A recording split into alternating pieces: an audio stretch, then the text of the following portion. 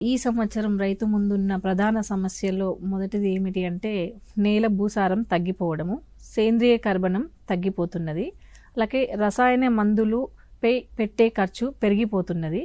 సమస్యాత్మక నేలలు అంటే ఇప్పుడు వరి తర్వాత వరి పండించే రైతులు పొలాలు అన్నీ కూడా చౌడు సమస్యలుగా చౌడు నేలలుగా మారిపోతున్నాయి. అలాగే చౌడు నేలలు మారిపోవడంతో పాటు నేలలో సూక్ష్మజీవుల సంఖ్య తగ్గిపోతుంది. ఈ విధంగా ఏమవుతుంది అంటే ఎరువుల వినియోగ సామర్థ్యము పూర్తిగా తగ్గిపోతుంది.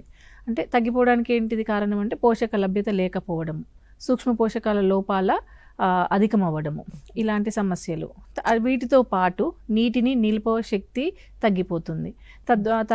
అలాగే మురుగునీటి సమస్య వస్తుంది. అధిక వర్షాలు వచ్చినప్పుడు మురుగునీటి సమస్య వస్తుంది. నీటి ఎద్దడి ఉన్నప్పుడు బెట్ట పరిస్థితులప్పుడు నీటి నిల్వ శక్తి తగ్గిపోతుంది. అలాగే నేలకు అధిక వర్షాలు, ఒకటేసారి కుంభవర్షం వస్తుంది. అంటే ఇదంతా కూడా క్లైమేట్ చేంజ్ వల్ల, వాతావరణంలో మార్పుల వల్ల కుంభవర్షాలు వచ్చడం వల్ల నేల కోతకు గురి కావడము. అలాగే ప్రతికూల వాతావరణ పరిస్థితులు, అంటే ఒక సంవత్సరమేమో ఎలినినో వస్తుంది, మరొక సంవత్సరమేమో లానినో వస్తుంది. అట్లా 2 సంవత్సరాలకు 1 సంవత్సరాలకు అలా తేడాలు ప్రతికూల వాతావరణ పరిస్థితుల వల్ల కూడా మనకి పంటలపై అంటే వ్యవసాయం మీద చాలా ప్రభావాలు చూపిస్తున్నాయి. ఇవన్నీ కూడా రైతులు ఎదుర్కొంటున్న ప్రధాన సమస్యలు.